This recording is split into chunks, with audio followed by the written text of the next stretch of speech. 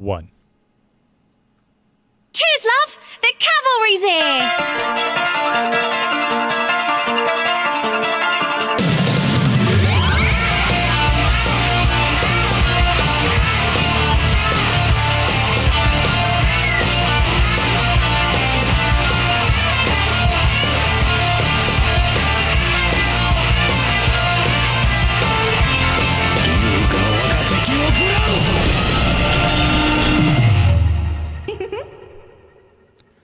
Welcome back, everyone. This is Overwatchers. I'm Garrett Weinzerl. I'm sitting here with Patrick Beja, Chris, Chanman V, and joining us for the first time, a special guest today, Nathan, better known as Nathanias. Welcome to the show, dude.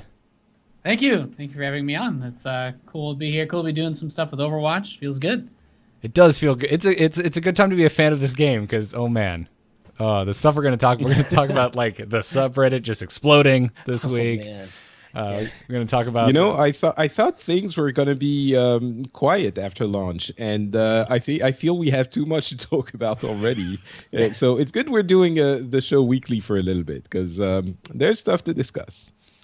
Yeah, I poked my head into the show notes a couple days ago and noticed that a little Patrick Ferry had stopped by and just dumped so much stuff. Now, I'd like the rest of you. I go on the subreddit, I read around, I feel like I'm up to date on things, but every week in and week out, Patrick finds just these nuggets of awesomeness that I miss.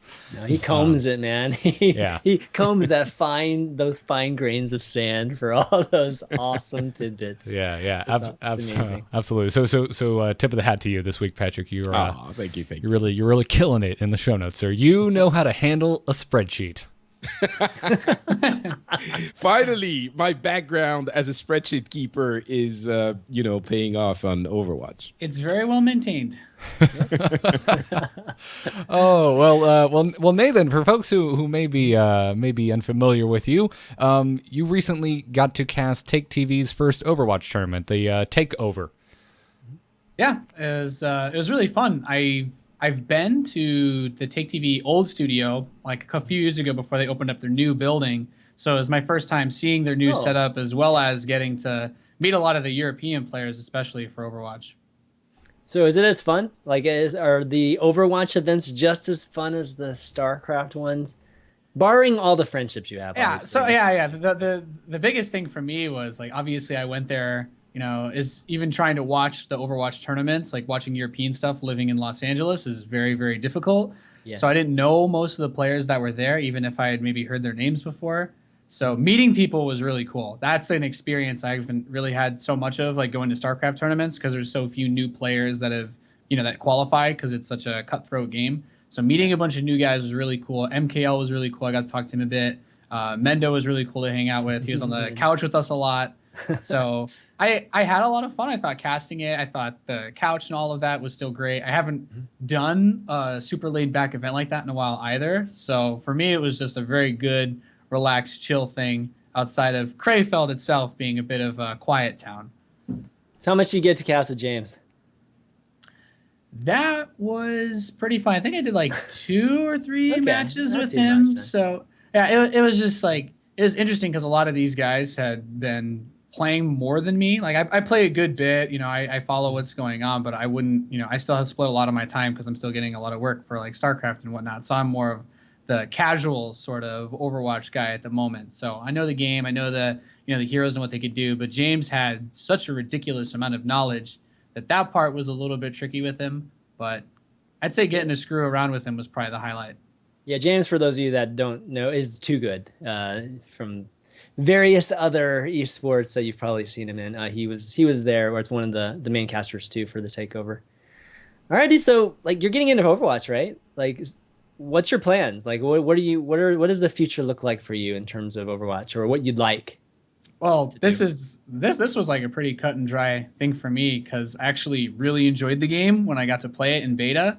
I played a lot of Team Fortress, so especially in my heart, I was a big demo man spammer. So Junkrat was like, Yeah. This game is for me. As soon as I found out that I could just do that again, I've obviously already been talking to a lot of organizations about events and whatnot, and I'm going to do my best to stay as involved with the scene as possible. I still talk in a lot of the Discords with a lot of the players. I read up. I try to stay informed I'm not going to pretend that I'm going to be like pro level good because it's very difficult to do that. But I want to be as involved as I can. I really enjoy the positivity of a new community like this. To put it lightly. To put it lightly.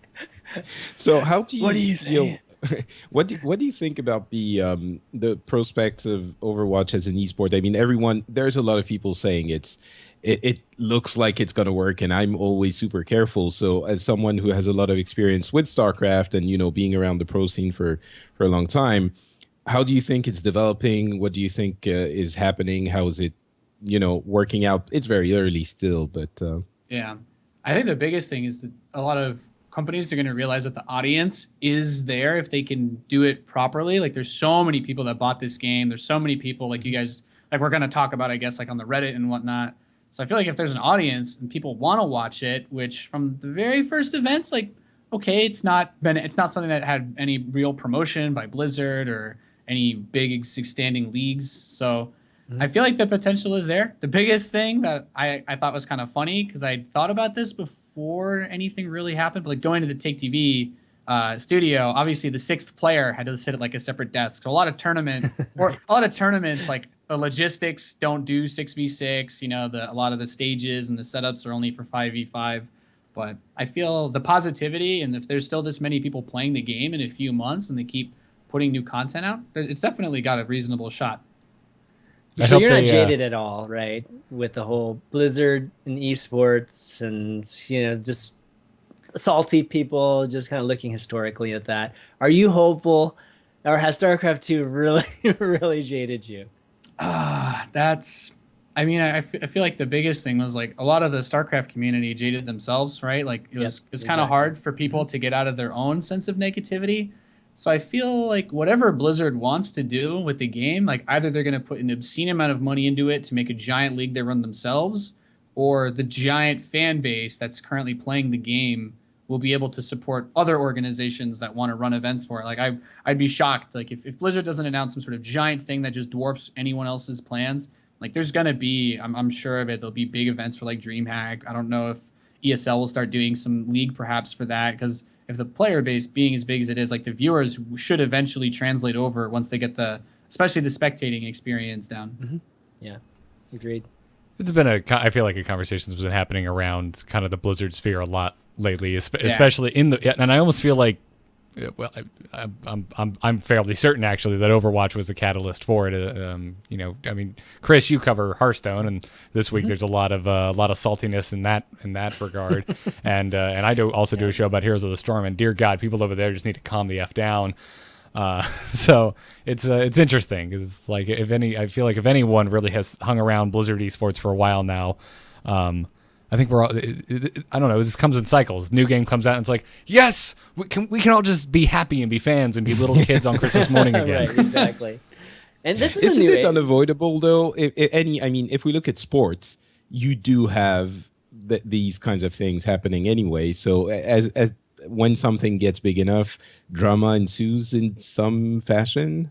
Yeah, it's to be expected, but I think that's always been more about how there's like a really vocal minority of people that are upset, but in general they do well enough that if 75% of the people that are involved are mostly happy with it, when you have 7 million people that buy the game, the potential for people that enjoy it and keep it up and prop it up and hold it together, I think, is a lot better in the long run. Yeah, and that's the cool thing about Overwatch too. It's like a lot of this drama and things like that, or saltiness, that comes up when there's nothing to talk about with the game, or nothing to talk about just generally. But with Overwatch, there's plenty to talk about, even if it's not just about the game. There's all these, we've talked about it, right? Just different media and all the cool stories and comics and stuff. So at least for right now, I think we're just super, super far from it, or super far from just the competitive scene being the only, like the main topic, just surrounding the community. Yeah. And I'm wondering if the fact that it's not free to play is also a little bit might mitigate that factor, just a little bit, possibly, because people are invested, a minimum invested in their you have a gate basically. But yeah, maybe they're peppering in hints about Sombra and characters to keep us busy, and so we don't start getting frustrated about whatever is happening in esports. Yeah. The game's still fresh. I think it's a good place. It makes sense. I mean, we talked about this last week. How there was already a little bit of fatigue with the subreddit because it seemed like every post was a play of the game. Play of the game. But yeah, it's because it's a new game. It's because everyone just wants to talk about playing the game and they want to share their experiences playing the game. Believe me, guys, I'm sure in 3 months, somebody somewhere in a team house is going to do something dumb and we're going to have something to talk about. But right now, I think this is great. Let's kind of revel in it. I like it. Agree. Yeah, it's only been a week, right? Yeah, So- it's only been a week. Yeah. 2 weeks. 2 weeks. 2 weeks. 2 2 weeks. weeks. Sorry, Oh. 2 weeks. It's only been 2 weeks, so we we shouldn't. We're still in this honeymoon period, and we should really enjoy it. Oh, it's been. I mean, personally, I've been having a blast. It's. I don't know about you guys, but it's surprising to me how fast. Like I just get in by myself because I have some time to kill, and before I know it, I have a party of 6 people, and we're just cruising through quick play. Yeah. And it's just a good feeling. Like I don't know, it hasn't felt this natural to me since probably like Diablo 3 originally came out after the bugs were fixed. And it's just like all of a sudden, 4 people naturally kind of just got together and are tearing through Diablo, and I'm surprised by how much it reminds me of Diablo's launch in that way because it's just this very natural kind of social grouping that's happening. Yeah, it's definitely my social game right now. Oh, absolutely. Oh yeah, I think that's one of the coolest parts is that especially the way that the game is designed, like you can just play a couple matches very quickly, and you get that feeling where you're like, yeah, I had a good play session without having to sit down and grind. Like, if you want to play 4 or 5 games of League or Dota or anything, you can play those with your friends. They're social enough, but it's going to eat up half your day. So this appeals like even more, I think, to the sort of pickup nature of, hey, let's just play a couple games, or like a Friday night kind of game session. It's not going to go till 4 a.m. Unless you guys want really to. Unless you really want to.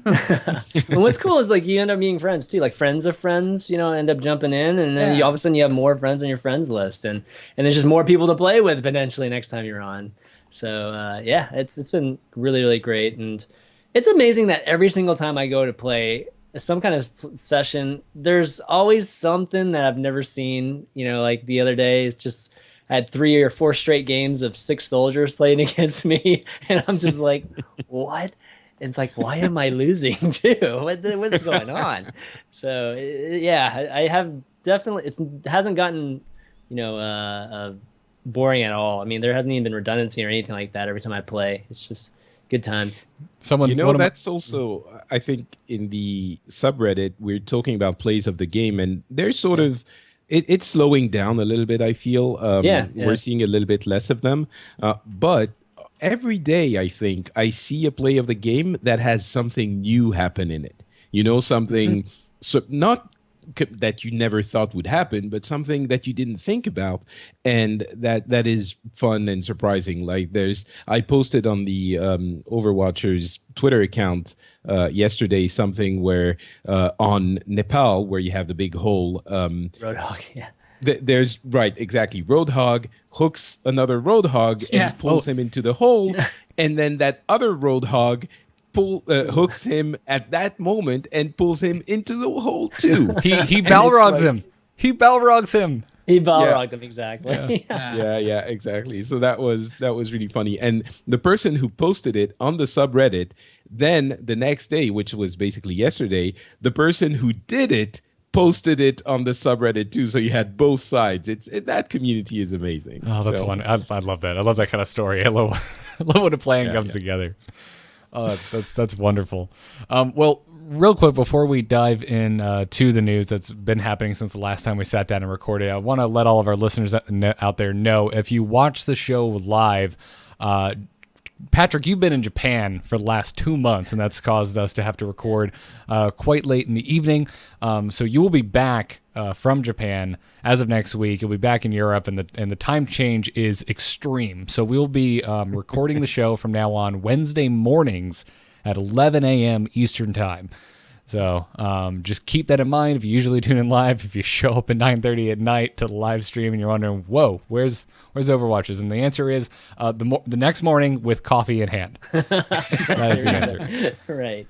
So Exactly. So yeah, get ready for that. Unless you're Pat, I think Patrick, for you it's actually like mid afternoon or whatever. But Yeah, for me it's early evening. But yeah, exactly. that's fine. So, anyways, that's where you'll be able to catch the show live. For those of you listening audio podcasts, you'll still get it on Wednesdays. Don't worry about it. So Right, exactly. so let's talk about how well the game is doing. We got some statistics from Blizzard. Oddly enough, not straight up sales numbers. They're just talking about how many active players they have, and they said that they had 7 million active players so far.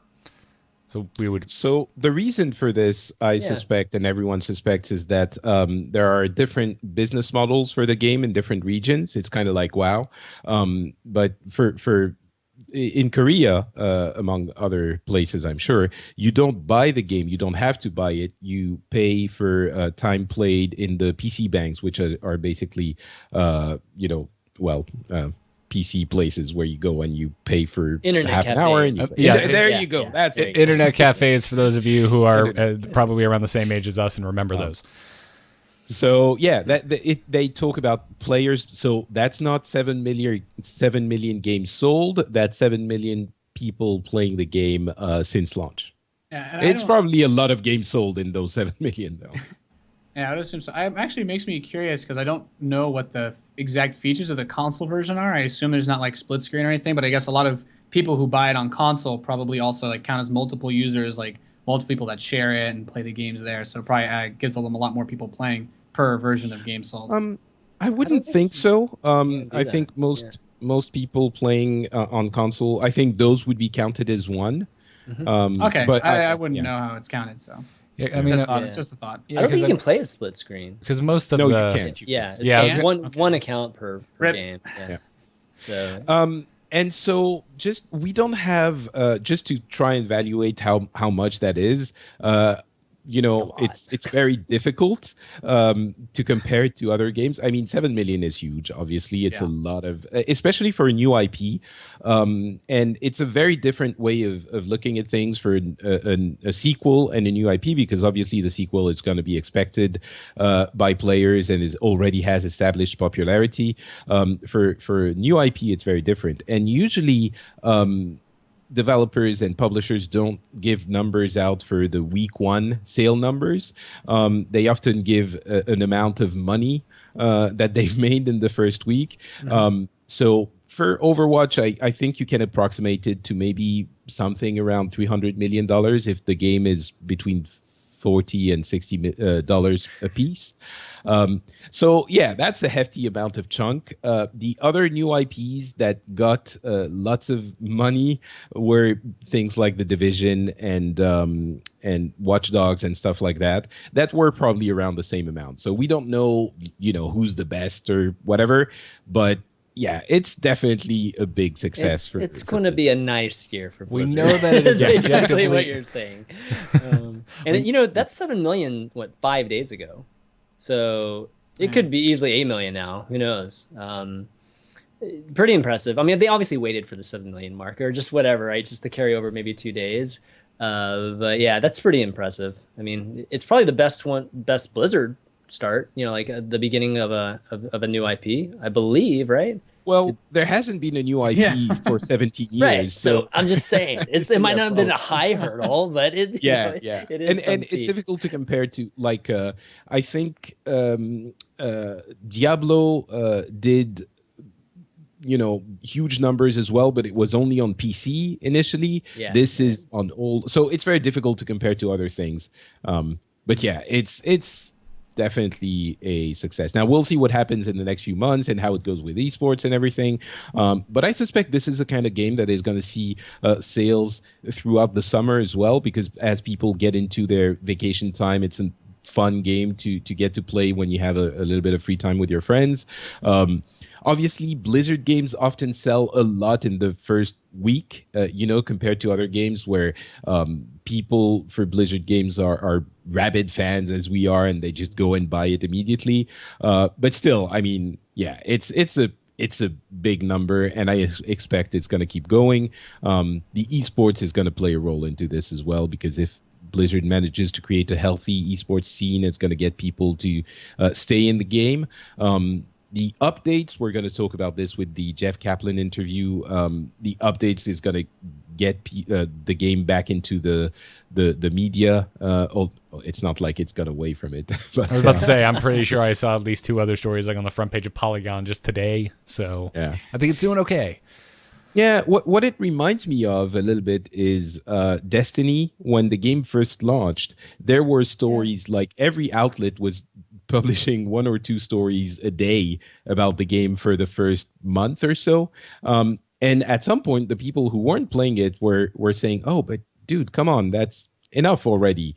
And a couple of those outlets came out and had to say, we're publishing it because you're reading it. Like there is a huge fan base that is asking for it. So and that's the first time since Destiny I've seen that, there's this amount of interest from the press. So yeah, it's cool.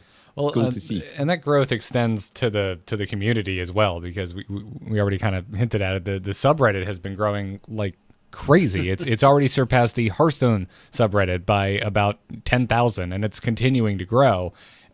And again, Chris, one, right? Chris, you and I do Hearthstone shows, and that Hearthstone subreddit has been the cock of the walk for a long time now. Yep. And it's nuts how fast this has been surpassed. I remember somebody actually asked me months ago how I guess when or if and when the Overwatch subreddit would pass the Hearthstone subreddit, and my guess was that it would, but it wouldn't until like the end of the year or something like that. Like something way. So the fact that it passed it, like after 12 days of being launched. I mean, obviously it didn't start 12 days ago. It started way back, right? It's a subreddit, but that's incredible, actually. I mean, that makes me think League of Legends is next, maybe. You know what I mean? Like just shooting for that 800K kind of thing. Remind me in the future, guys, to take bets against Chris. Yeah, exactly, right. So, I mean, it's the biggest Blizzard IP subreddit, which is already a feat. And like you said, that Hearthstone, I mean, we're talking about Hearthstone that reported 50 million active, or just 50 million accounts, right, for Hearthstone. And it being 360K, I mean, this is crazy conversion, at least in terms of player accounts and subreddit. It's an amazing percentage, right? Like we're only talking about 7 million and 370K. So obviously that's going to slow down a bit. But right now, it's one of the fastest growing subreddits everywhere. I think that's such an important thing, especially in considering how early it's managed to happen. Because like as we move past the phase of endless gifts of play of the games and whatnot, like the content producers for the game as well, with such a fandom that's been able to build around it, like outside of the art and stuff, like once we get some like real big content producers up there, like there's going to be so many eyes on it. So it's like, I think it encourages the investment of time for people to make high quality content and products. And once, the honeymoon phase is sort of over and more variety of things get pushed up, like it's really going to open things to really see just how much bigger it can expand outside of the one social area that we have right now. Yeah, no, I agree, man. I'm personally just kind of sitting here waiting for Machinima to catch on. Like, I remember the heyday of World of Warcraft Machinima, and I ate that stuff up. I would love to see it for Overwatch because there's just so much. We're starting to see John, right, from whatchamacallit? Talking about Carbot? Carbot, yeah. Oh, Jonathan Bird. Yeah. Yeah, we're starting to see Carbot actually doing some videos too. So. Yeah, which at this point I just kind of and not that I'm talking to other Carbot at all. I'm just kind of expecting it at this point because he's so good at warping Blizzard to his delightfully zany sense of humor. Right. And I think he's absolutely nailed it here once again. So yeah, folks, if you haven't been checking out Carbot animations, it's the stuff he's been doing for Overwatch is hysterical. So yeah, that's some good stuff. I'm just looking forward to seeing some stuff done like in engine or with some models from the game. So yeah, absolutely. We'll have to see. I feel like we've seen pictures of stuff from the engine, but it might be just spectator, I guess, for the most part. But some pictures that I look, on Google or whatever, it seems like that came from the game. That kind of looks cool.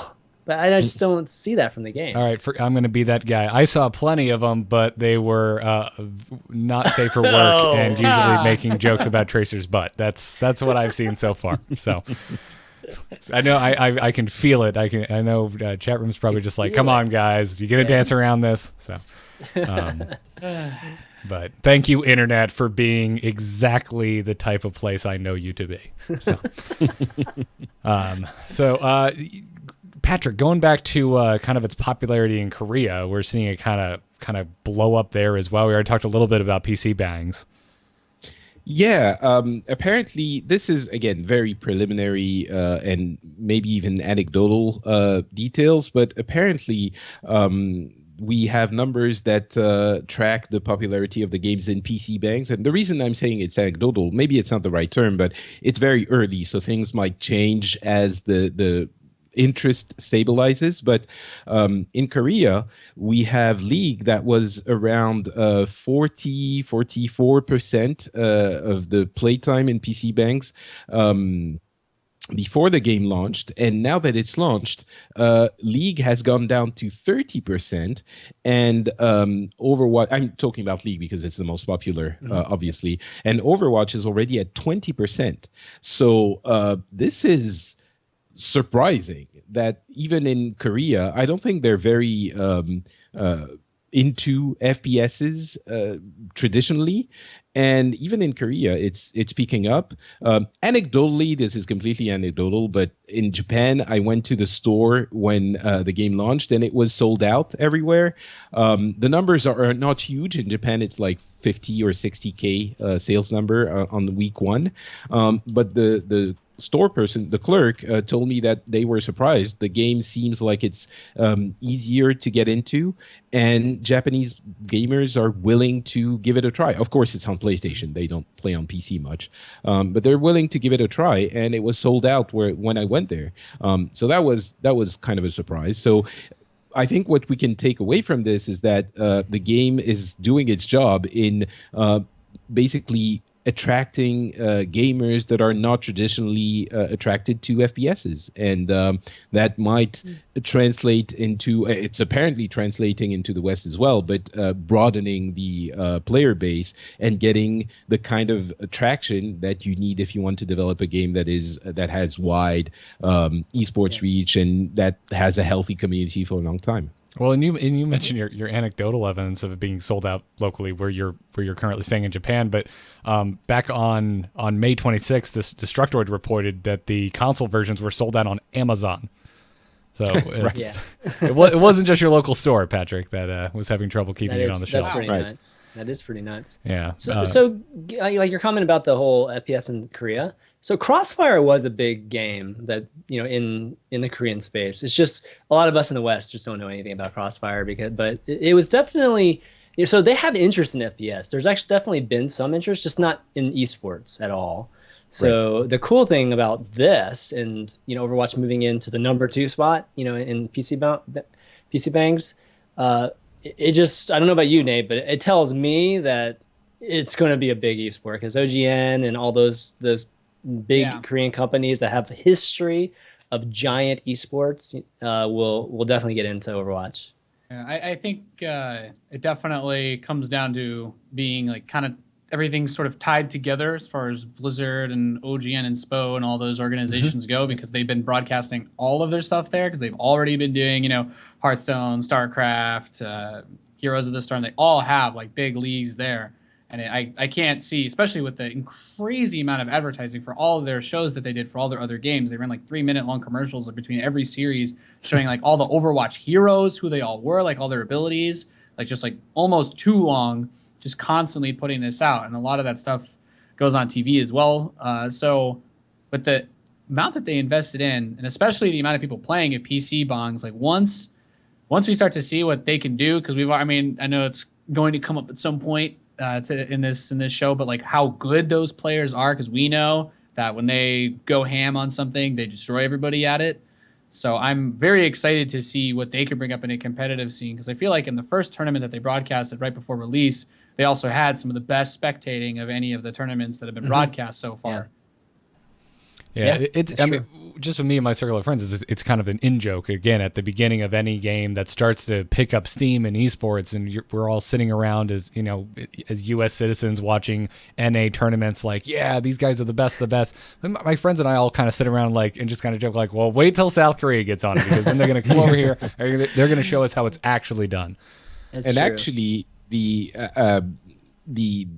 one of the things I saw, it's a few weeks old, but I don't know if you saw that video about Koreans playing Widowmaker. It's one specific person, but it's a video of that person playing Widowmaker, and it is scary.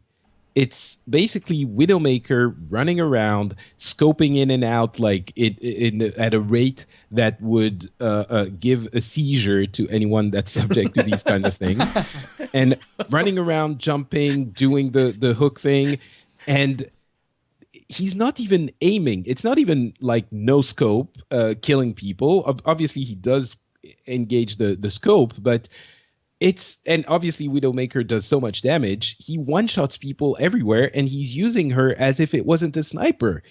It's scary stuff. So yeah, I believe you. I'm scared, Garrett. Right there. I mean, that's part of what the internet is there for, right? What are you into, Patrick? You like drawing? Look up people drawing on the internet. You will find someone so good it will make you want to break your pencil, stab yourself in the eye, and quit doing it. And that's exactly what's happening in this Widowmaker video that you're referencing. It's making me just like, yeah. It's supposed to be inspiring, guys, not the opposite. No, that's what. No, I mean, I'm not thinking, oh my God, I'll never be as good as this person. What I'm scared about is, let's say, these kinds of players are a common thing in esports. Mm-hmm. Then you can't do anything because anytime you walk out the door, you're dead. And I mean, maybe it. Well, have you seen the time move videos? I mean, they're pretty crazy too. Ooh, Patrick, that expression. Patrick is really good at locking his facial expressions. Oh wait, no, that's just Skype. So, there he goes. We've lost the Frenchman. Hopefully, no, but I guess my point was if you watch Taimu from Envious, he's pretty amazing too. Or any of the snipers actually, Reaver, or any of those guys. I mean, they're just absolutely amazing on Widowmaker, and it's a lot of that. Literally, just scoping for a second, shoot, move. Like you're just moving. You're grappling somewhere, just instantly shooting, and it's a lot of that. It's not like the way we play it, where it's just like, okay, I'm just sitting there on my scope for 10, 20 seconds. What do you just assume this about me, Chris? Why do you just assume that I just kind of camp and wait for someone to walk to accidentally put their head in between my crosshairs? What are you talking about? Yeah, exactly. And I think another thing is Widowmaker is the kind of character in Overwatch that a casual viewer, you watch someone play her really well, and it's very clear to you that she's playing super well. So once these top players or these super grinding players get to that level with every hero, people, it's going to be almost impossible to really follow what's going on outside of just how well they'll coordinate their pushes. So yeah, I feel like there's so, it just shows how much more potential there is for every other character to kind of hopefully be appreciated at that level, because you see someone play sniper, okay, headshot. Or that's something that you can kind of pick out of any other game. But Overwatch brings a whole different level of, we're going to see some real crazy stuff from players that put the time in. That's what esports is all about, guys, or even just sports, right? Watching something that you can play casually, but somebody does at it in just an unbelievable level, and it's just like, wow, right? Just like your jaw just drops. That was amazing, and that's the entertainment aspect of it. No, I agree, and I've always thought that's what kind of sets what makes esports special as a spectator sport, is you can go home and play under the exact same conditions in the exact same arena that you just watched the professionals play in. Right. Whereas in traditional sports, it's not really something you have access to unless, I don't know, you're friends with whoever owns Yankee Stadium. But it's something I've always thought is very, very special and really helps esports stand out. But you're right, and it seems, I don't know what it is. I don't watch a ton of Counter-Strike, but you see just amazing sniping in that game. But there's something about Overwatch because it has such a wide variety of the way that the different characters play and the way the heroes play. And even if you have played it yourself, you know that you have your comfort heroes, and then you have your, okay, it's time to try hard and try and carry this game heroes. And that's what's, I think, great when you see a stellar Widowmaker player. You're like, man, this compared to the other night when I was feeling lazy and just wanted to follow people around on Mercy. My God. So, Yep. it's some cool stuff out there. Just a quick self-referential note. In terms of growth, this podcast is growing like gangbusters, guys. I can't believe how many of you are subscribing to the iTunes feed or whatever feed on whatever RSS reader you are. People tend to like to remind me fairly regularly that iTunes is not the only place to get podcasts out there, but nonetheless, very excited to see everyone. Google people, basically. Yeah. Or Yeah. Android people. Yes. Yeah. So Patrick tweeted out yesterday that this is the fastest growing podcast I think any of us have been on. So. Mm-hmm. Well, I think my exact quote was, "This is the fastest growing podcast in the world." And I think this is a fairly, do you have a way, objective. And do you have a way to back that up? I think, Hey, he doesn't have think, to back it. It's you know, cool. I respect it. I got no qualms with that claim. Yeah, Exactly. there you go. No bias. No, but it's cool. I mean, the one piece of data that I liked is, so we have 10,000 subscriber. We broke 10,000 a few days ago, right? Yeah. And that's for a game that launched a week ago. It's 2 weeks ago. It's pretty incredible. But we have 7 million players, which is huge. 10,000 listeners. It's a smaller number, but it means that 1 in 700 players listens to the show. I think 1 in 700. It's still not, everyone, but it's like, I don't know. It feels like, oh yeah, we do have an audience. It's very cool to think about. You would be very good in marketing, Patrick. Yeah, exactly. Exceptional in marketing. Can you tell I was in Blizzard PR for a few years? Yeah. Had no idea. I had no clue. Exactly. No, it's just super exciting. I mean, it's, again, like the show started early with the two of you guys actually to start off with, and me doing the overview too. That we all felt like the show, and I've said it before in our episodes recently, that we all believed in Overwatch and kind of seeing this, and it's nice to do a project or a show or a podcast and have this reception too, right? It's cool that you guys like that we talk about Overwatch every week like total nerds, and that's cool with you guys. That's awesome. I'm getting mad flashbacks to my first ever podcast, which was about StarCraft, and when we hit like our first 1,000 subs, and I was like, oh my God, people are actually out there listening to me talking to a microphone. You know what it is? It's like when you're playing DPS in WoW. You're like, I want a confirmation that I'm doing something good, right? Because if you're a healer, well, if people aren't dying, you're doing well. If you're a tank, again, if your DPS aren't dying, you're doing well. But among the DPS, you don't know if you're doing, okay. And here it's like, oh, well, actually, yes, we have a number. We have a number that we can hold on to and think we're not doing horribly. So we're entertaining at least a little bit. Yeah. At least 10,000 of you think so. Yeah. So thanks, guys, for tuning in. Tell your friends. And also, I just realized we probably have a lot of new listeners. So, Patrick, you should make a bigger deal of the fact that you used to work for Blizzard, because I'm sure that'll help. So, we need to go back to the early days of the show. I'm not sure. The early days of the show was basically a meme where Patrick would go, full disclosure, I used to work for Blizzard. Did he really? Yeah, pretty much. Well, I felt like it was ethically. No, but it's you have to, because I was standing there and telling people, oh, that game looks awesome, and if they would look into me a little bit further, and they would think like, oh, that guy he used to work for, yeah, exactly. Mm-hmm. So I felt it was ethically responsible to disclose it. Now it's been almost 2 years. I think it's easy, it's okay that I don't mention it every time, but yeah. I think it's fine. So, well, we got to check in with Mr. Jeff Kaplan again. An interview went up on Eurogamer today, wasn't it? Actually, it was yesterday or today. I can't remember, but yeah, 7th was today. Yeah, so it went up today. And there's a lot of crossover. There's been a lot of talk this week about changes coming very soon to D.Va and McCree.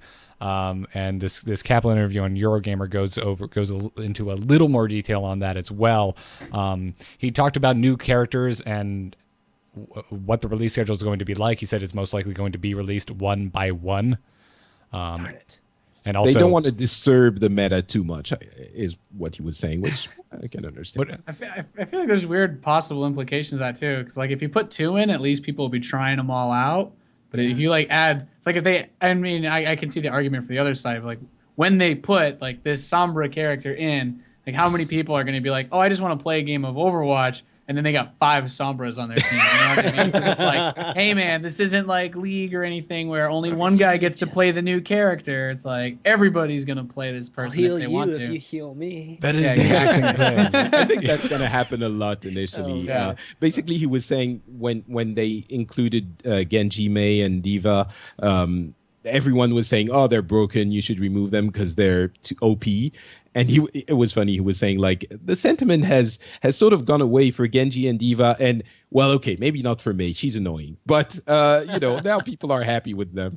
But yeah, absolutely. I think I think it would be better to have a couple of 2 or 3 characters, but he's also very clearly saying they're going to be learning from the way they do things in the first few months, and he makes a big deal about the fact that they've shown hopefully that they're willing to change stuff if they're not working as they should be, so they're learning from the community. So but at first apparently it's going to be one by one, and he did say I think the quote is, "It's about time people are concerned with who Sombra is." So and there are hints still left in the game about who she is, so go at it, Reddit. Go find it. Find out everything. Let us know. I mean, that's an interesting wording. Concerned, right? So, is that a bad guy type of thing? Okay, because everybody That's was an kind of interesting way to assuming. put it. Yeah, everybody's assuming Sombra was good. Well, I feel like we have she's- a lack of villains overall. Yeah, Isn't for sure the there's an majority imbalance. of the majority of the heroes in Overwatch, aren't they? Well, I guess heroes for lack of a better yeah, word. they're not really bad guys. But Sombra is Reaper's pal apparently. Reaper says at some point, "Let me. I'm going to do my best Reaper impression." You want to smoke a couple cigarettes Where is first? Sombra when you need her, or something like that. Okay, all right. Fair She enough. might be a bad guy. I could only imagine if that's the company you keep. Makes sense.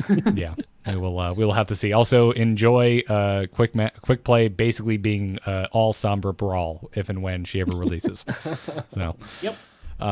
talk about the McCree nerf a little bit. It will be apparently coming soon. Their big concern is his ability to shred tanks. It's looking like the hammer fan damage is going to be reduced.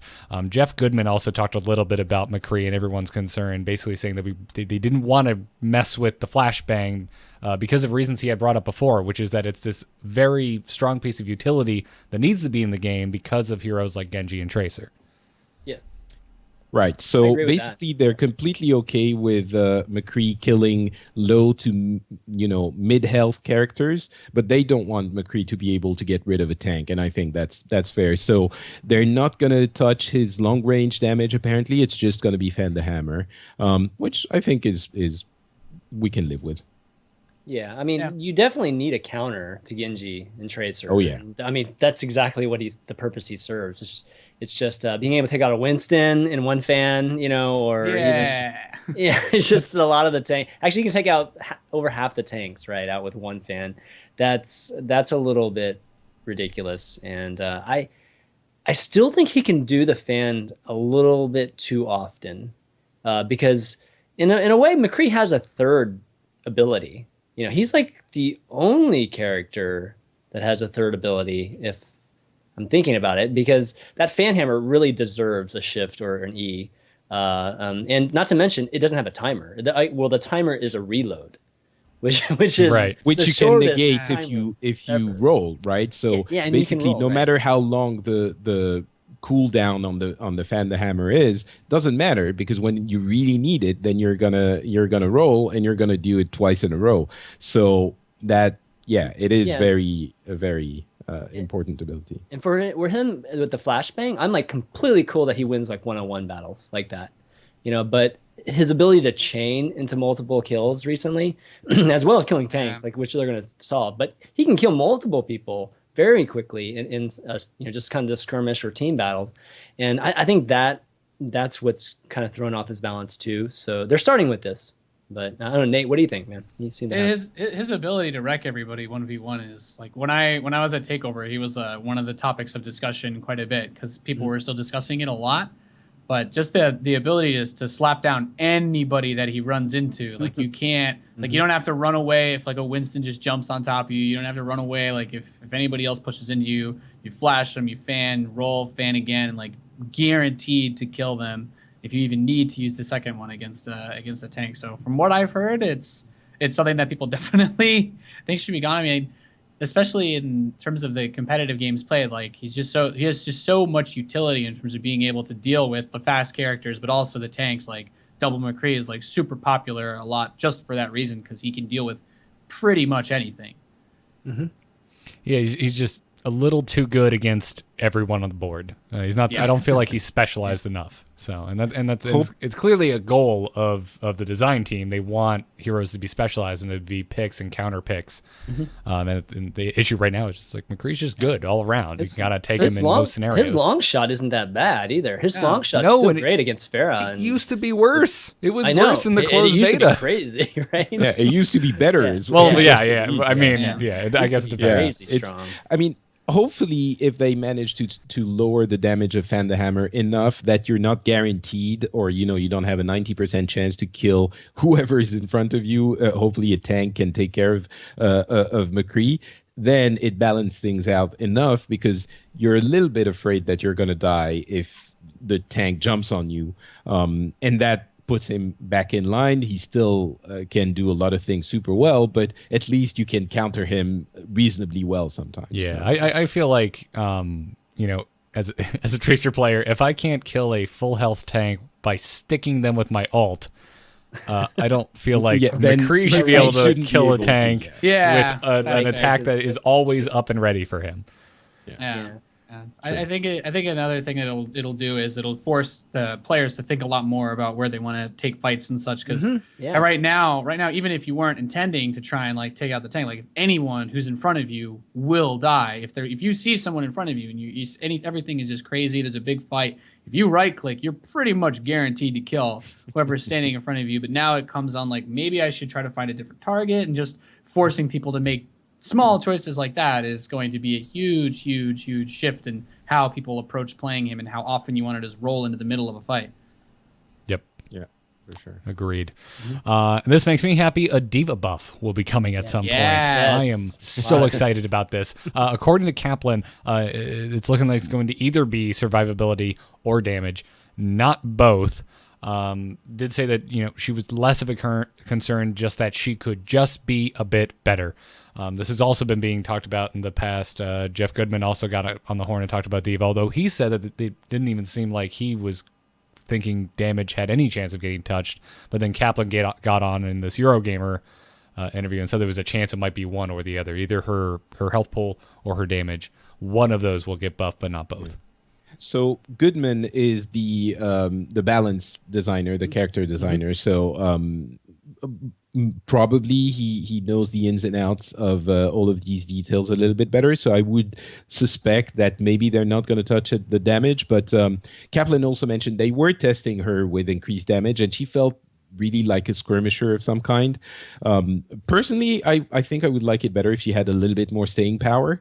I would like the tank to remain relatively tanky, but we'll see. I think that's more fun when you're in the mech and you feel a little bit more like a presence on the battlefield. Yeah, I'm with you there as well. I mean, clearly I'm no pro player, but D.Va's probably my favorite damn hero in this game, and I feel like her damage is fine. Like, because to me, D.Va, it's all about getting loud. You're not necessarily there to kill someone, but you're there to disrupt whoever it is that is hard to reach and is kind of messing up whatever your plan is. Maybe you need to get up in a Widowmaker's face, but I think you just need to kind of distract and disrupt what they're playing. She's a combo player, right? So sometimes you're in the middle of the battle and you get into your mech, you don't even understand what's happening, and you die immediately. Yes, in 2 seconds, and can melt in a lot of scenarios.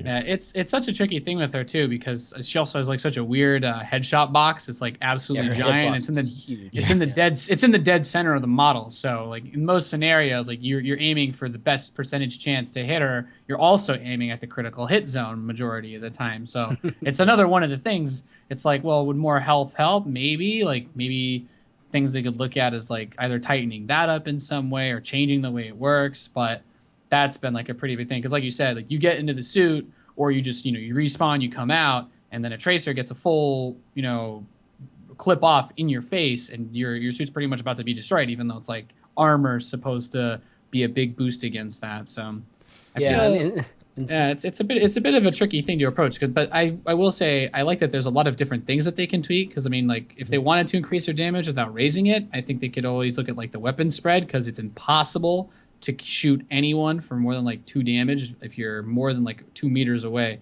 Like the spread is really, really wide on her attack. Yeah, yeah. I'd like to see her. I'd like to see my critical hit zone go to my butt like a turreted up bastion. I'd like to see it. It's a mech. Why don't we have that kind of the through line on mech? Although I guess technically Zenyatta is a machine as well, so that would be interesting. But I don't know. I'd like to see. Were you going to say you wanted machines to have their critical hitbox in their butt, like all of them? Yeah, just, they could change it for Zenyatta too. I mean, there's no rule against that.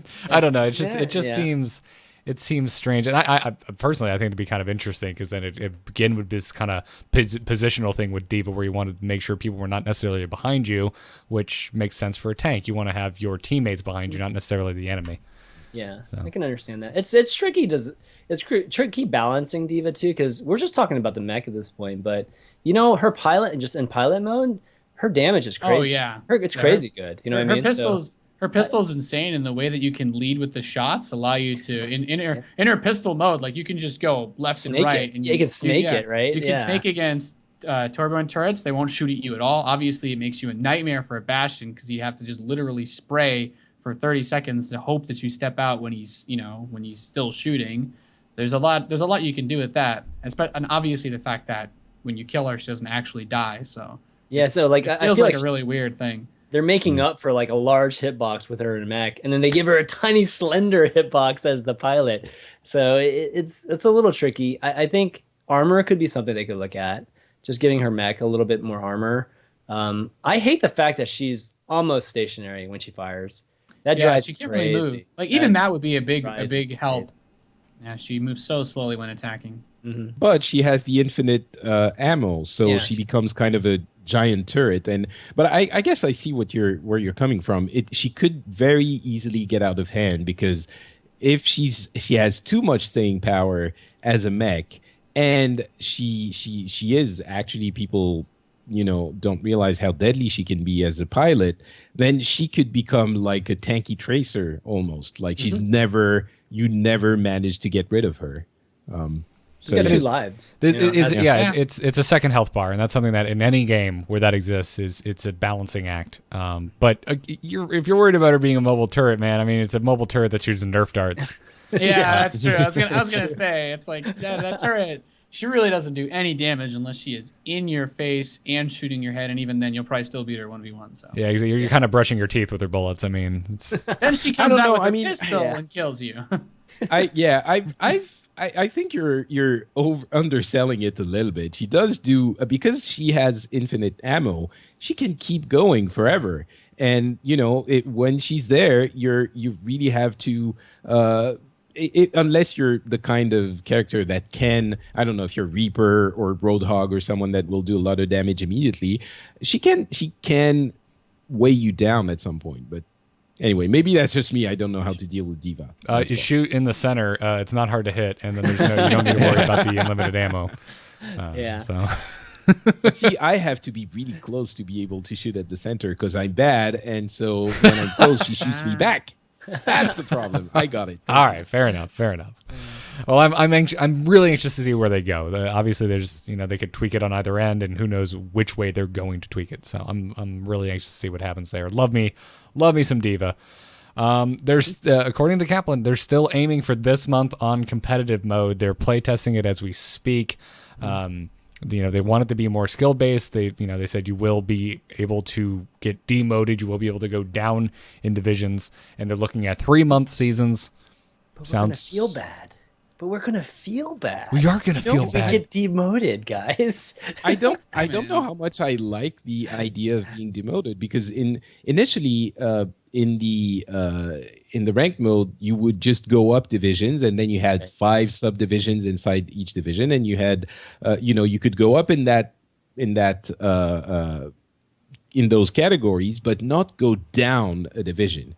And if you were expert or advanced or whatever, you had earned it. And honestly, I'm not sure, because once you go to like, I can't remember what the categories were, but the equivalent of master, at that point, anything, you're going to be, you have the real ranking that begins. So I was kind of okay with you not being able to be demoted and me not feeling bad for being demoted in the previous system. But it seems they're doing away with it in order to give the perception, and actually it's fair, that it's skill-based and not progression-based. I think what he means by progression-based is time-based. But I think relative to other competitive games, this is a really weird scenario, because like the prospect of things like Smurf accounts and League of Legends or Counter-Strike are kind of like out the door, right? Like it's unlikely people are going to be buying multiple $40, $60 extra copies just to level up a new account and try to get to like a high rank, because it may not be valued as much. So the biggest thing people will probably be complaining about when they're losing games is obviously going to be their teammates. So the frustration factor there is just mostly going to be, oh, well, I got dropped out of my league because, I keep getting placed with like a guy who's really bad. Or like in the current form of competitive mode, right? Like if someone starts up and they're completely AFK, then you're just screwed for the entire match. So there needs to be like looked at very carefully as far as any sort of griefing goes, but also just being able to deal with that, because people take the rank, even if people aren't like super competitive, people still take their rank like really seriously. Like obviously like in StarCraft, that game's so unbelievably stressful. They got rid of demotions in that game because like people would get promoted, then they get demoted, and like, man, it took me like weeks to get up to Gold League, so it was that still means something to those people. That ladder anxiety, that just promotes that kind of stuff. Yeah. You don't want people and to then boot the game up. And then you don't want to play because you don't want to lose your rank. Right. Exactly. Yeah, same thing in Hearthstone. And I feel like they alleviated a little bit of it in Hearthstone with the ranked chests. It was like, well, no matter how far you fall, your reward at the end of the season will always be based off of your highest point you achieved. And I honestly, at the time, I remember thinking it wasn't that big of a deal, but now months later, I think it was a pretty smart design. Actually, I really dig ranked chests now. And I also really like how in Overwatch you still get something for losing, which a lot of the other games also do really well. Like you gain your EXP. If you do well, you can lose, but if you still get like all the gold medals and somehow your team throws the game, you get more EXP than everybody else. So you at least feel like you're working towards something. I mean, in Hearthstone, they also have like the quests, and then I think almost every other game like has something like that, whether it's like IP in League of Legends or the random check crates or cases you can get in Counter-Strike. Can you imagine if you could be demoted from Legend, Garrett, in Hearthstone? Oh, good. Dude, I'd be smashing walls. I mean, that'd be so bad. Yeah, because getting there already isn't enough of a ulcer-inducing experience. I know, right? Well, I suspect for the hero category, you won't be able to get demoted. I think in Overwatch, I suspect it's going to be similar. But old man, we'll see. Have fun getting there. I'm just kind of want to see it, because in the beta, I think we all agreed it was extremely grindy. So I'm hoping that they've tuned that and made it. I don't know. Obviously, it's the science of fun thing, right? This is all these bizarre placebo just fake rewards that are put in to make us want to play, and I get that, I understand that, but I just wanted to be well designed. I just want to make sure that at least the very, very least this version fills properly. Like we can have 6v6 games like consistently throughout the entire game, because that was. But I mean, I said it before, that was the most frustrating thing for me, is getting into ladder games that matters. Like Nate said. We take this thing serious, at least for our time investment, right? And all these wins and losses matter to us, or how far we get. So if it end up getting into a 5v6 game again, that's just literally the worst feeling in the world. Yeah, that's probably going to be the biggest challenge. I mean, for the beta, people didn't care as much because obviously it was just the beta, and some people did care, me included, and it was frustrating. But hopefully the only times when that happens is going to be when someone actually gets a genuine disconnection. But yeah, and I feel like about the grind, the 3 month season are probably going to make it a little bit better. Yes. I don't think they're going to change a lot of the system in which you the amount of games you need to play to get to reach rank. But having 3 month season makes it okay to spend 2 weeks grinding to your actual level, because then you have a couple of months to enjoy it. So Yeah, I agree. Absolutely. Yeah, so we'll see if they hit their date. He also it's we're probably going to hear about it in a couple of weeks max now. So Yeah. Yeah, I mean, I would assume they would announce it before they release it, unless they Hearthstone it, where they're just like, and it's out tomorrow. Enjoy. Surprise. Surprise. They've done Yes. that to us too in Overwatch, so I wouldn't be surprised they don't give us too much notice. Well, we'll see. We'll see. We'll have The, to the see. game is actually out now, and I'm sure they would love the press coverage. So Oh, okay. Yeah. That's fair enough. Yeah. we will have to see. So Kaplan also touched on play of the game, said that some plays are just difficult to showcase and they would like to make them more cinematic. He mentioned difficult Widowmaker shots as an example. Oh, okay. Yeah, that'd be cool. I think, when he's talking about cinematic, I think at some point during the show a while ago, we were talking about this and saying that some of them were super hard to create exciting versions of them. And obviously when Reaper just presses Q and kills everyone, it feels good for, as a play of the game. But when Widowmaker just shoots someone, it doesn't. You're just, one dead. Great. Well, and at that point I mentioned, it would be awesome if they found a way to make it cinematic and have the camera on the victim, and then you zoom to Widowmaker that's halfway across the map, and she says something, and then she shoots, and you follow the bullet up to the head of the person that gets killed. If that's the kind of thing they're talking about by Yeah. cinematic, I don't think it's impossible. I think it's going to make for some funky results in camera work sometimes, but I think it could work. That would be awesome. That would be pretty cool. I think they definitely need to do something about Lifesaver. That play of the game is generally the most underwhelming one, and a lot of times people don't even realize it was a Lifesaver one. They're just like, oh my god, that was like the lamest thing I've ever seen. I've had people complain to me when I got play of the game as Mercy. I'm just like, you clearly, because I'm running towards a bunch of dead bodies until I see the one turn into a ×3, and then I hit my Q. well, it's not just the res, but there are times where one of my teammates, or just vice versa, whatever, he's about to die, and then I literally zoom in and save him, with some kind of miracle shot or something like that, and then that shows up as a play of the game, and people don't understand what happened. Yeah. I think there's, I guess just based on the way that it kind of goes through sort of replay style in the engine to show it, having it be where it shows the perspective of a guy with maybe the health bar is a bit bigger in a lifesaver one. Exactly. And you can see that your health bar drops to 10.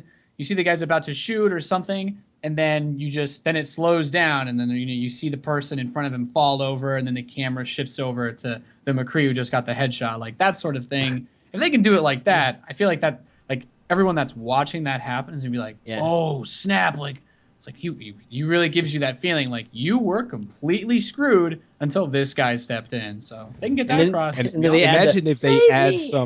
some sound effects, Exactly.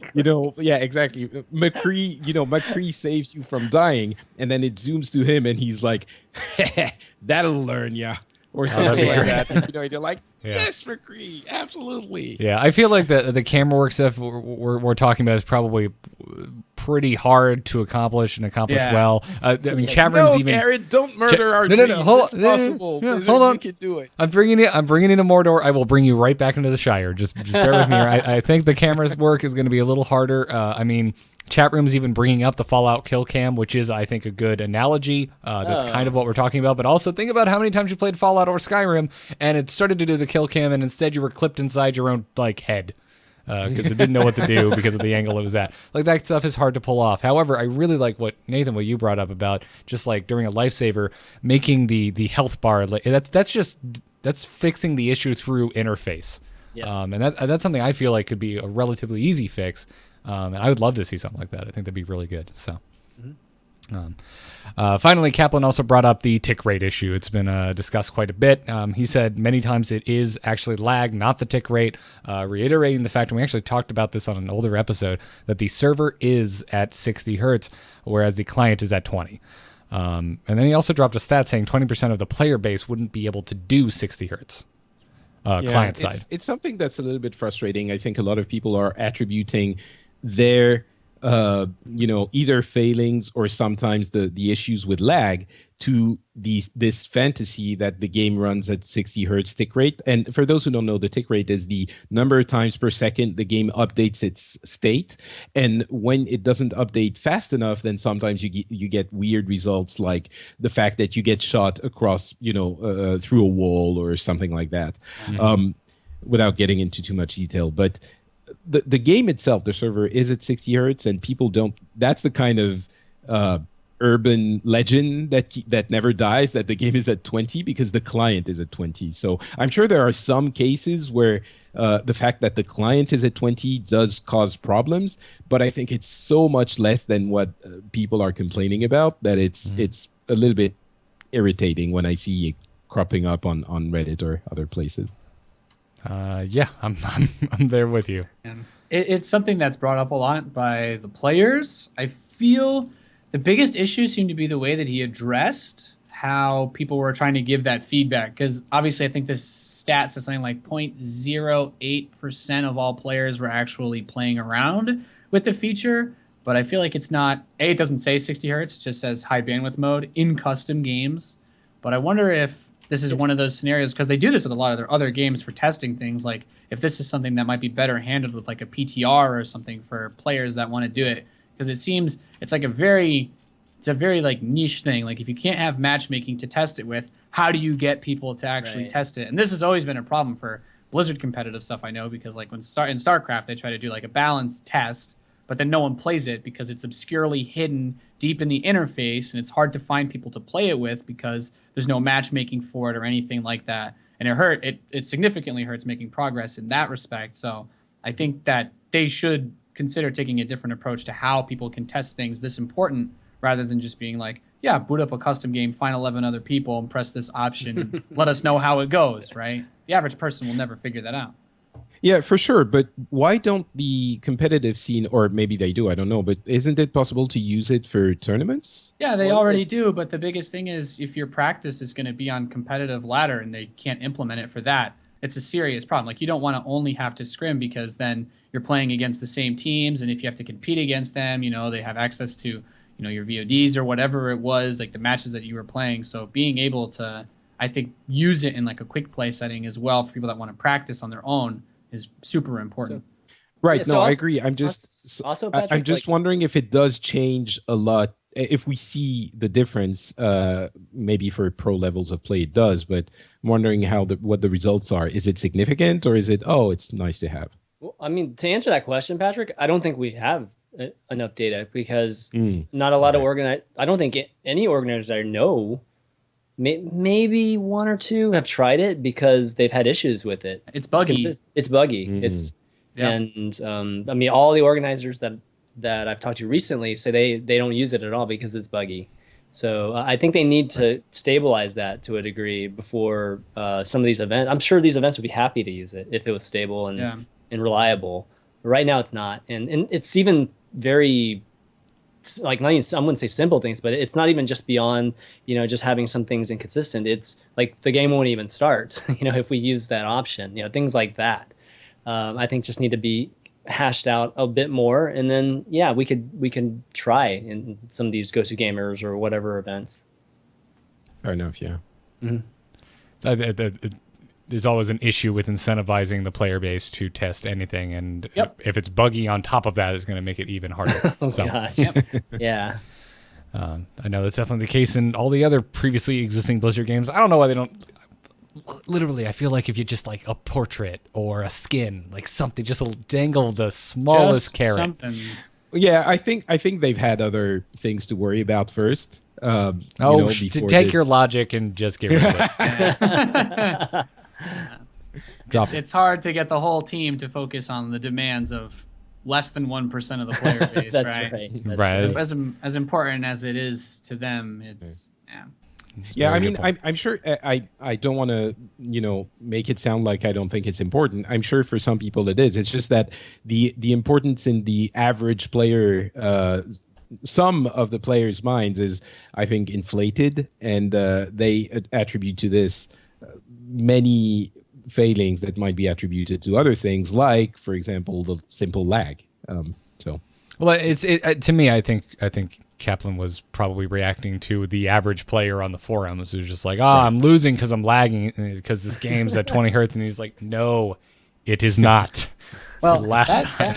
That's a pretty funny thing though, because a lot of the time, the community teams for Blizzard, especially in the last 2 years, have been really ham on getting public posts out, replying to hot button or hot topic issues and such. So I feel like it's like almost a slight concern for them that the players mislabel either their own latency and such and so forth to being on the tick rate, that they'll never stop talking about it. And it'll just be like something like, well, we know that this isn't the problem you're actually complaining about, so we don't, like, there's not that much of an incentive for them to act on it, but people will never stop talking about it if they don't find a way to get like a happy compromise. But I feel like that also plays into other potential issues that have also plagued other Blizzard games, with like the game sites being able, it happened a lot in beta, it hasn't happened to me much here because the population is so big, but for example, playing and getting matched on the Australian game site when you're playing from like California or something, and you wonder why you get hooked behind a wall. Well, if it was 60 tick rate, it doesn't matter, because if you've got 180 ms ping and you don't realize you got put on an Australian server, like, that's it. Like, people will still complain about all other things. Yeah, they did do that almost 20 minutes video talking about the server infrastructure and the tick rate and the lag and all of this, with the adorable TB Farah The cups. cups. That was lovely. But Kaplan also mentioned that they would like to do a server browser at some point, and maybe by then, it will be easier to select in custom games the ones that have 60 hertz enabled, or other weird types of. It's a really big issue with other Blizzard games, like in StarCraft, for example. Like, if you play at like a reasonably competitive level, you play randomly, like games on Brazil or Australia, because that's what the Americas client will reach onto, and there's no way to like limit it at all. So like latency and such is going to be a big thing, I think, especially more so for an FPS that has things like rubber banding. So that actually, them mentioning the possibility of a server browser is really huge, because that's even popped up in a lot of console games where you can at least pick, your game sites that you can limit things like latency from being an issue. Yeah. Well, moving on, final news topic is that cheaters are getting banned, folks. So if you're concerned about cheaters, they're getting slapped down. According to a PC Game article, 1,572 Chinese players have already been banned, and we're also seeing chatter from a lot of Western hack providers that are complaining about how hard it is to get away with it in Overwatch. So It's great. I love this. I love the statement from the Chinese guy, or at least the translation of it. It was like, he said something like, "If you think you're getting away with it, you're not. And you will receive the ban, like, sooner or later." It's just like, wow, okay. Nothing brings me more joy than just the smiling at a cheater's expense. Yes, it was funny, the Blizzard, it was the community, I think it was on the forums, they actually named and shamed the accounts. They had the 1,500 names in the post, like, these are the people we banned. I love it. So I think they have an interesting approach to this in China, apparently. And the really, I guess it's cool thing about it is that even if you buy the game again, you won't be able to play it. You're still banned, even if you buy another license. Even if you create a new Battle.net account, somehow the game has something on your, we're talking about PC obviously, but the game has information about your IP, your install, some kind of fingerprinting thing, and you still won't be able to play again. So it's not like a ban and buy the game again and you're fine. It's like they're really trying to enforce the ban as much as they can on the person, like forever. And hopefully they won't be a lot of false positives, because then you're screwed. You can never play the game again. But yeah, it's a very strong stance on cheating. I think it's the strongest one I've seen It's on the amazing. community. That's like from coming from like, so just to provide just a little bit of context, I play in the top 200, like the Grandmaster League for StarCraft, and it was very recent that most of the hack providers for our game got taken out, but like it was like a pretty known thing in the scene where people would just brag about how they would just buy another copy because the price of the game had dropped so much as soon as they got banned, and they'd be right back on. So, and I've had the pleasure of reading through some of the forums where these people using illicit programs are complaining endlessly, and there are few things that warm your heart more than seeing someone be like, "Guys, I bought another copy this morning. I went on, I changed my account. I put on like a different install of Windows, and I still got banned." And it just these people, because they all think it's just like, oh, it's super fun. We get away with it. We troll people, whatever. But at this point, you gotta shell out $40. You get wrecked. You shell out another for it. You get wrecked again. As a competitive player, this is one of the most beautiful things I've ever heard of. It's great. I love the public list too. It's just, hey, everyone, come on down to the public stockades and shame these people with us. Like, yeah, I wonder how they do it though. How do they determine that it's the same person? Because if you have a different, do you need to reinstall Windows? Do you need to change your network card? Like, it's a little bit scary. You can't change your MAC address though, so I don't. I'm not sure. I'm not sure how they do it exactly, too. Some sort of difficult to screw with hardware ID, apparently. Right. The fact that we don't know exactly the reason is a very good thing. Right. Yeah. Hypothetical. I don't want to know. And this hopefully they never know. Exactly. Yeah. And this brings joy to my heart. So. I was kind of hoping they would do something like they did with StarCraft, which was, don't tell them they're banned. Just put them in this purgatory where they have to play each other. Way too many people got away with it there, man. Really? A system like this is super amazing. This trumps everything I've seen outside of Counter-Strike's testing like a new ladder where you use your phone number to be able to play on it so that you can't have a bunch of Smurfs or hack or whatever. But outside, like this is some real next level. And I guess there's probably people that'll be like really upset about maybe some privacy concerns related to how they're able to find you so much. But as anyone that wants to compete, like this is such a load off your shoulders to have to worry about. You're like, yeah, if you're hacking, you're going to get wrecked super hard, and that you will pay for it in more than one way, which is amazing.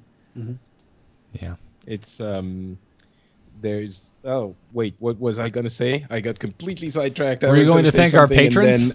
I think you're going to thank our patrons. That's what you're going to do. I think Patrick was going to say that he's so overjoyed that there are folks over at patreon.com/Overwatchers right now supporting this podcast directly. That he wanted to thank the following people: Drew W., Simon, aka Cheesy Bob, Carl R., Guy, GYE, Daniel C., Adrian D., Ron, and LVE. Thank you for being some of our very first patrons of the podcast and making it so we don't need to go and like beg sponsors to make us say things on air. So thank you for that, guys. Really, if you're enjoying the show, go to patreon.com/Overwatchers. Show's always going to be free, but if you would like to support it, that's how you can do it. So go check that out. We were actually going to talk about this last week, but we had so much stuff to talk about that it was absurd. So we're going to talk about it this week. A bit of a strategy discussion. This actually popped up on Reddit. It was posted by Redditor Vice Versa 951 about how Mercy's damage boost works. And kind of the short of it is that it boosts just about everything in the game as long as the boost is applied when the target receives the damage, not when the projectile left the person you are boosting. So a good example, I guess, is Farah. She fires a rocket. You can damage boost her after the rocket has been fired, and the damage boost will be applied to the rocket when it explodes. Yeah, or even Junkrat's bomb. Like it's the same thing too. That's the... Yeah, biggest discrepancy, I think. Yeah, probably. there are exceptions that don't get damage boosted in any scenario, and it's turrets for the most part. Symmetra's turrets do not receive a damage boost. Torbjorn's turret does not receive a damage boost, and Junkrat's Riptire does not receive a damage boost. So it's these weapons that are kind of one factor removed from the hero themselves. That are not, although, what am I thinking? Junkrat's mine, though, still does get a damage boost, which is I find interesting. Those things are all I guess it's because they all really count as completely separate units. I was a bit surprised, like the D.Va one is the only one that kind of surprised me that it still worked on it.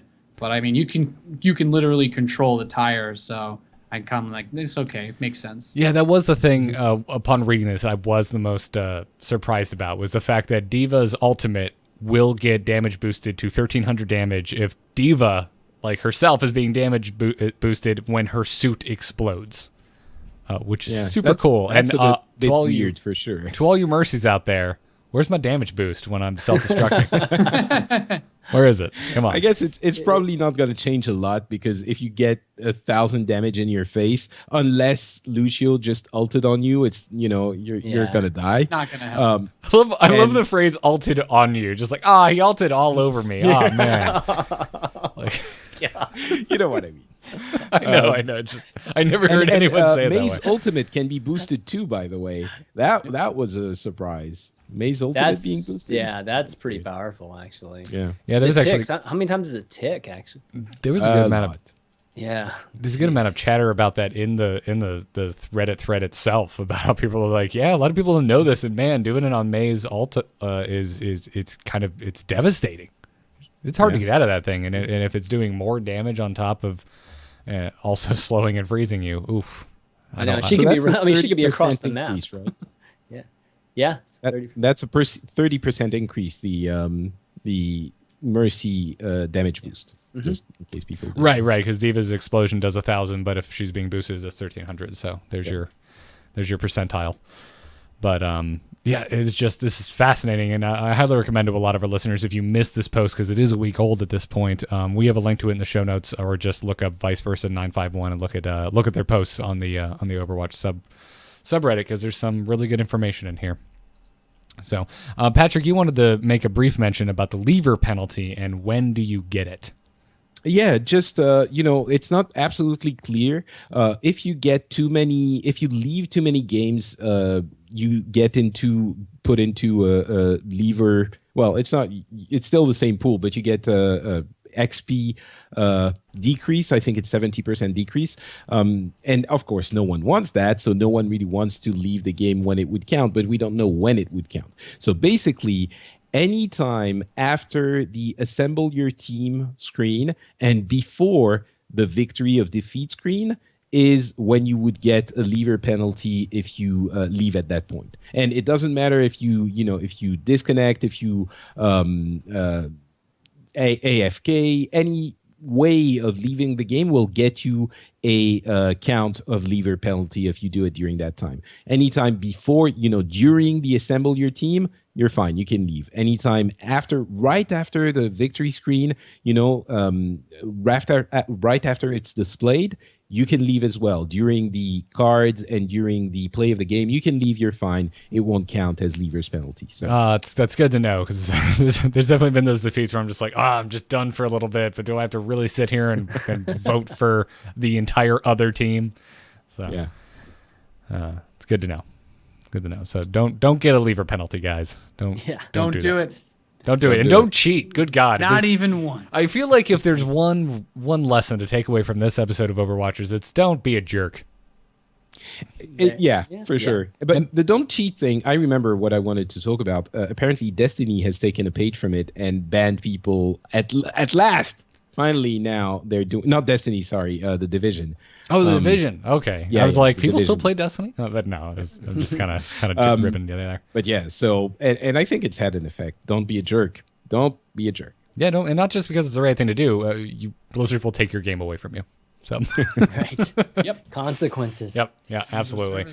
Well, let's end this episode as we always do by just getting real wacky with the community roundup. There's some phenomenal things that bring smiles to my heart all around the Overwatch community.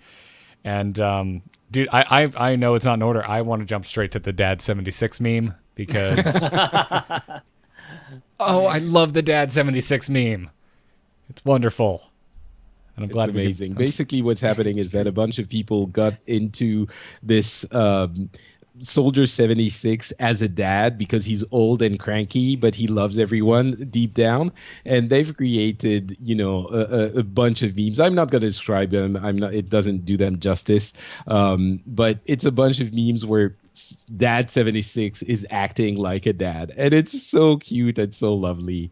I hope it becomes a thing on the long term. So yeah, Dad 76, just look it up on the internet and you'll find stuff that will make you smile. Yep. It's freaking fantastic. Apparently Elon Musk likes Overwatch. Yes, That's great. It was good, man. Does- crazy. Everybody's playing this game. It's sick.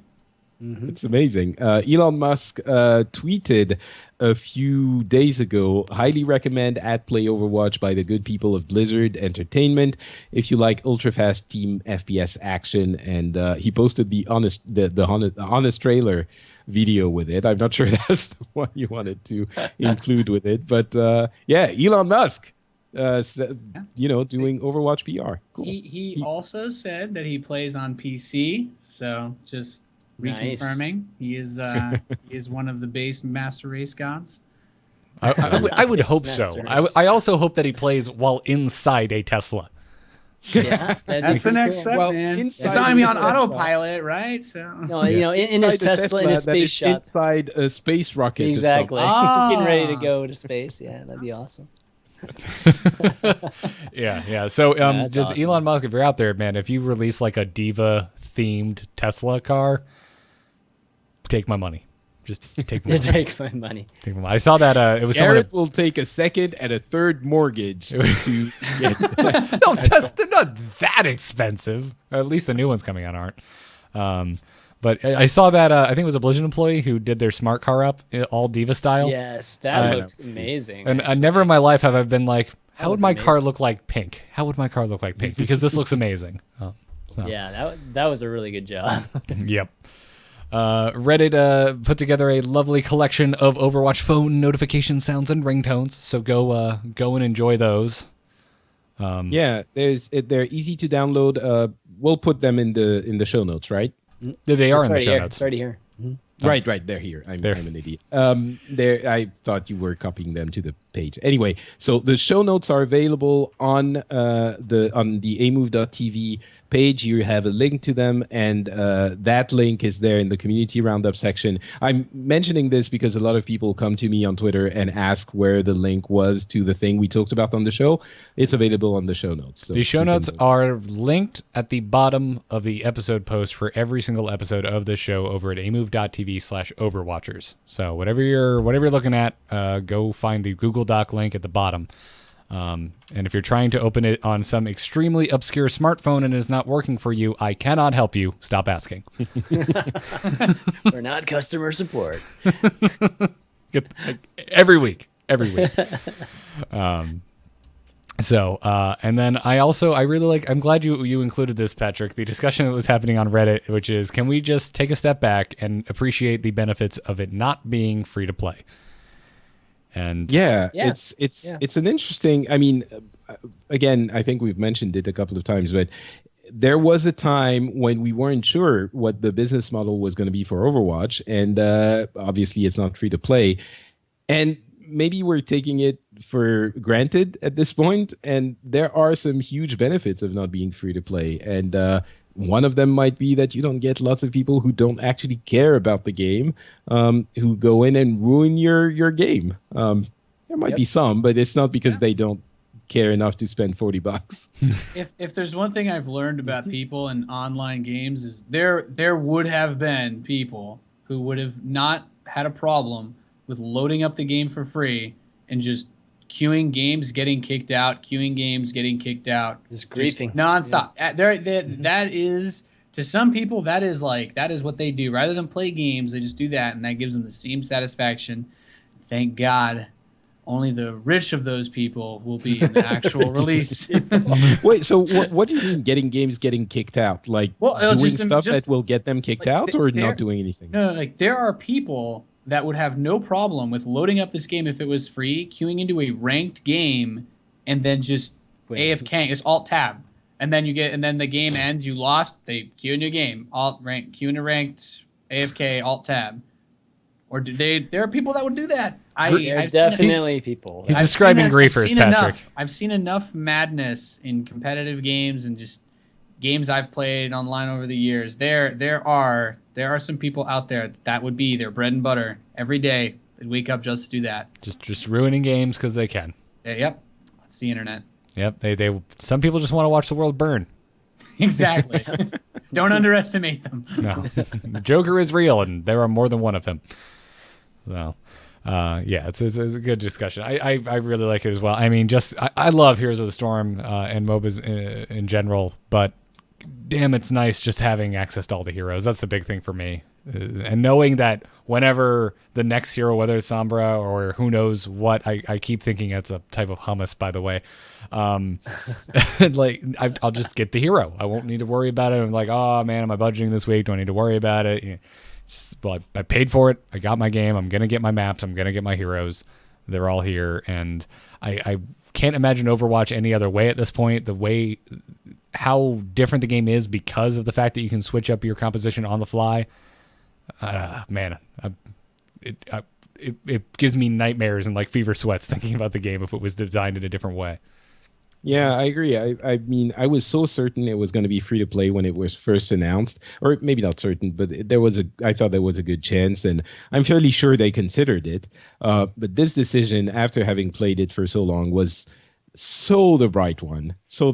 So I'm definitely happy that they went that way. Yep. Yeah. So that isn't saying that I wouldn't mind seeing hero limits in competitive play or. Oh no! Almost every competitive player I talk to whines about this, but I'm just putting out because someone out there's gonna be like, I can't believe you didn't mention. Like, well, no, I'm with you there. I understand to a certain degree. I don't want to see a 6-stack tracer game, or when Sombra comes out, I don't want to, like we already talked about.